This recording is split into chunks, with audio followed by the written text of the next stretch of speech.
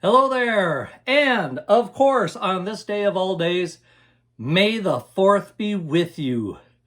I thought I'd do something a little special today. Instead of taking a box out of storage and showing you what I've collected over the years, I think for this special Star Wars day, of course, May the 4th, that I would do something a little different. So what I'm going to do is show you a room in my house. I have a small house, so I don't have a whole lot of room to actually set up large displays and so forth. But I do like collecting the vintage collection figures that are currently out. And granted, I've got a lot of holes in my collection because I just don't see them. And I've gotten to the point, I hate the pre-ordering because I mentioned in videos before, why in the world are we pre-ordering for stuff? I don't understand that. Put the stuff in the stores. Let us buy it from the stores. I don't like waiting 6 months to a year to order stuff. I waited long enough for this thing that time when it came out. Yeah, the Razor Crest. I still haven't opened it. Someday I will. But thank God today, for this special May the 4th Be With You edition, I would like to show you my vintage collection that I have hanging on the walls in one room of the house. And show you something very special that I received during, I think it was after when Attack of the Clones, or no, when the Phantom Menace came out. Remember, Pepsi did this huge promotional thing? I picked up something that I don't think very many people have. And it's kind of one of the proudest pieces of my collection. So I'm going to show you that during this video too. What do you say we get started?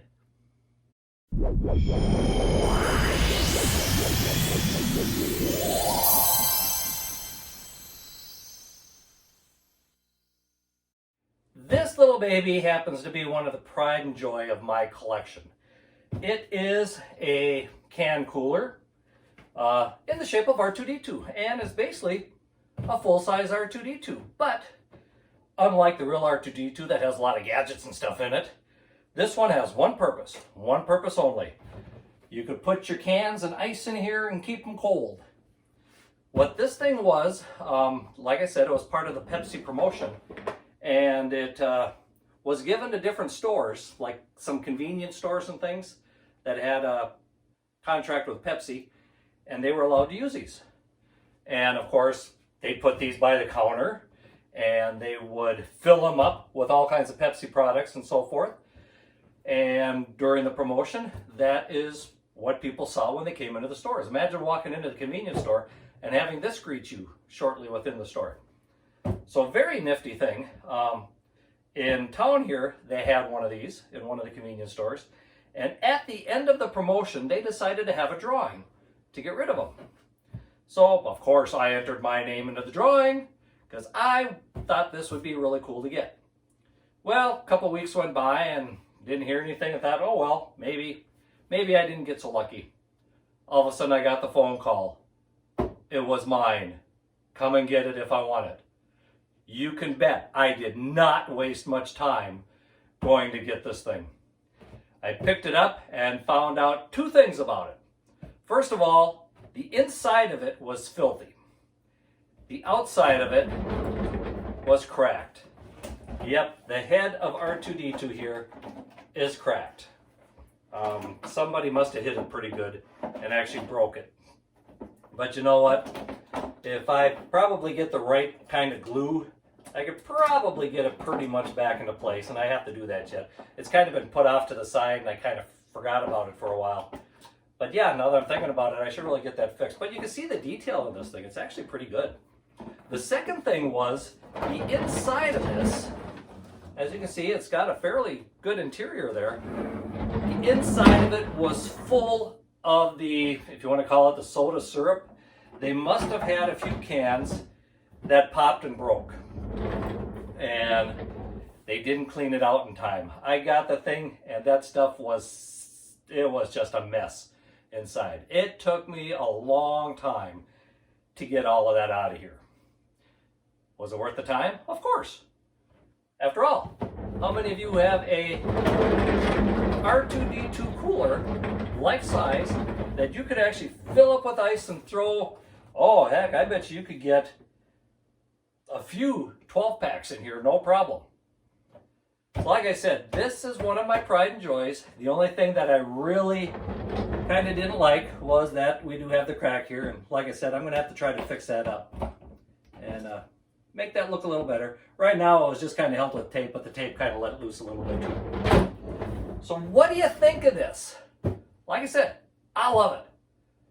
One of the biggest pieces of my collection, that I can tell you. Do you like this thing? Do you wish you had it? Leave a comment. Let me know what you think of it. Now, for the next part of this, you're going to have to forgive me a little bit. I'm not used to just holding a camera and looking into it. I like it better on a stand. But what I'd like to do is kind of show you a little bit of the room where, as you can see, I have, you could say, the current vintage collection figures.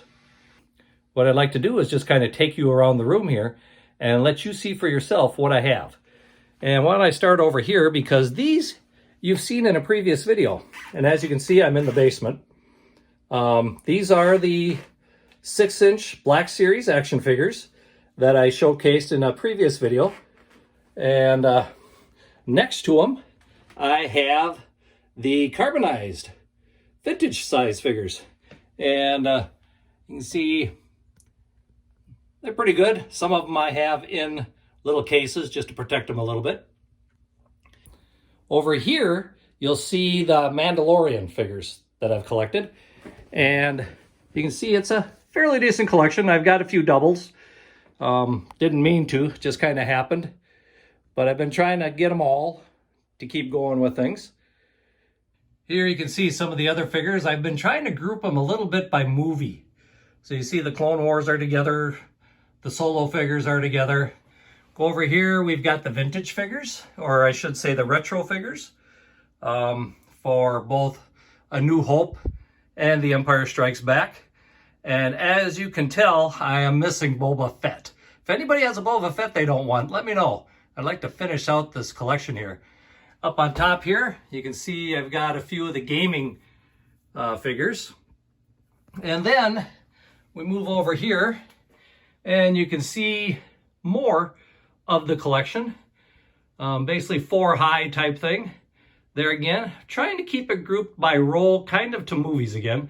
Top row is A New Hope. Second row, The Empire Strikes Back. Third row, Return of the Jedi. And as I go through things a little more, you'll see we get over to Rogue One and then the prequel movies. And you'll notice not a whole lot of figures from the prequel movies. Kind of slow. There haven't been as many of those coming out. I don't think they sell quite as well as the other ones. So if we pull out a little more and do a little bit of a scan, you can see once again, the wall's getting kind of full. I am missing some, yes, definitely. Like I say, I don't see them in the stores very much anymore, and it's getting kind of hard to collect them. So there we are. You've seen part of my collection, a whole lot of action figures in just one video here. I was thinking of someday actually spending a little more time on each one and go through them. What do you think? I've been keeping them on walls for quite a while, and I've got a different wall in the family room that I used to cover them up with back in the 90s and the 2000s, and I think I covered that wall 2 or 3 times with different action figures. Now I'm pretty much just keeping them in here as far as the 3.5-inch size ones go. So that will take care of it for this little quick special edition of my Star Wars collection. I hope you've enjoyed it. Let me know what you think of my collection here. It'd be kind of cool to hear from those of you that do have fairly decent collections. Until next time, may the 4th be with you, and keep collecting.